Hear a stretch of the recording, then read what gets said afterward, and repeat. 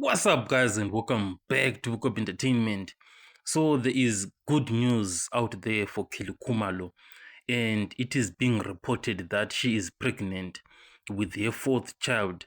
So, this is good news for Kelly Khumalo, who is getting a fourth child. So, the other three children, the first one is Christian, who is a boy that she had with Jub Jub.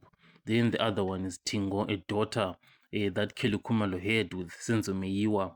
Then the third one is Luna, a daughter again with former Kaiser Chiefs midfielder Mtokozi Siyede. So as you can see from this list, these three guys, all of them, these are celebs, celebrity with high profile that are there in the media.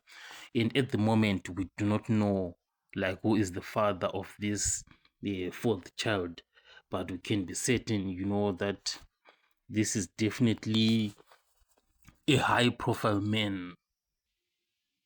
But the one thing that is unbelievable is that this is most likely going to be a fourth different father, like four different fathers. In this scenario, it usually happens, to women who will be coming from poor backgrounds, and less educated. But this is something completely different. This is an educated woman who has her lifestyle well together, wealthy, has her own money, but somehow four different fathers.